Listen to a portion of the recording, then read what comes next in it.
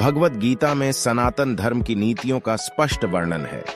गीता में 18 अध्याय और 700 श्लोक हैं। इसी ज्ञान रूपी महासागर की कुछ बूंदें सार के रूप में यहाँ प्रस्तुत की गई हैं। इन बूंदों को ग्रहण करके आप अपने जीवन को आशाओं से भरें और सुख एवं आत्मा किसी काल में भी न जन्मता है और न मरता है और न यह एक बार होकर फिर अभाव रूप होने वाला है। आत्मा अजन्मा, नित्य, शाश्वत और पुरातन है। शरीर के नाश होने पर भी इसका नाश नहीं होता। महाभारत के युद्ध के समय कुरुक्षेत्र की रणभूमि में भगवान श्री कृष्ण ने अर्जुन को जो उपदेश दिया है, उन्हीं उपदेशों का संकलन है श्रीमद्भगवद गीता। असल में यह उपदेशों का संकलन प्रश्न और उत्तर के रूप में है। अर्जुन कई प्रश्नवाचक चिन्हों के भंवर में फंसे हुए होते हैं और भगवान श्री कृष्ण इन्हीं प्रश्नों का उत्तर देते हुए अर्जुन को इस चक्रव्यूह से बाहर निकालते हैं। भगवत गीता ही है जो आधुनिक युग में समस्याओं से घिरे हुए मनुष्य को एक कर्मशील जीवन जीने के लिए प्रेरित करती है। गीता ऐसे प्रेरणादायक संदेशों का महासागर है जो जीवन से निराश मनुष्य को आशाओं से भर देती है। ठीक उसी प्रकार जिस प्रकार भगवान श्री कृष्ण ने अर्जुन की निराशाओं को दूर किया और उसे युद्ध लड़ने के लिए प्रेरित किया। आज की इस भागती दौड़ती जिंदगी में मानव को, उसके मन को, उसकी आत्मा को अगर कोई शांत, स्थिर और प्रसन्नचित रख सकता है तो वह है। आत्मा को शस्त्र काट नहीं सकते और न अग्नि इसे जला सकती है, जल इसे गीला नहीं कर सकता और वायु इसे सुखा नहीं सकती। जन्म लेने वाले की मृत्यु निश्चित है और मरने वाले का जन्म निश्चित है। इसलिए जो अटल है, अपरिहार्य है, उसके विषय में तुमको शोक नहीं करना चाहिए। नरक के 3 द्वार होते हैं, वासना, क्रोध और लालच।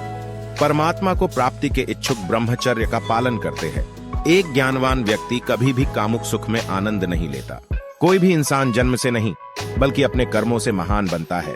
प्रबुद्ध व्यक्ति के लिए गंदगी का ढेर, पत्थर और सोना सभी समान है। कर्म मुझे बांधता नहीं क्योंकि मुझे कर्म के प्रतिफल की कोई इच्छा नहीं। जिस प्रकार अग्नि स्वर्ण को परखती है, उसी प्रकार संकट वीर पुरुषों को। समय से पहले और भाग्य से अधिक कभी किसी को कुछ नहीं मिलता है। कर्म के बिना फल की अभिलाषा करना व्यक्ति की सबसे बड़ी मूर्खता है। यह सृष्टि कर्म क्षेत्र है। बिना कर्म किए यहाँ कुछ भी हासिल नहीं हो सकता। जो मन को नियंत्रित नहीं करते, उनके लिए वह शत्रु के समान कार्य करता है। जो दान बिना सत्कार के कुपात्र को दिया जाता है, वह तमस दान कहलाता है।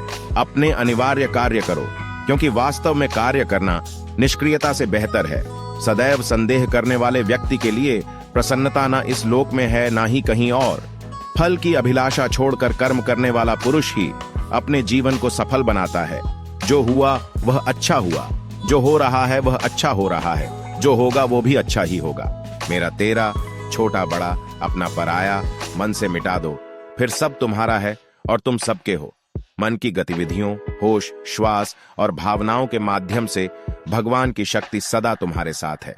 धरती पर जिस प्रकार मौसम में बदलाव आता है, उसी प्रकार जीवन में भी सुख दुख आता जाता रहता है। लोग आपके अपमान के बारे में हमेशा बात करेंगे। सम्मानित व्यक्ति के लिए अपमान मृत्यु से भी बदतर है।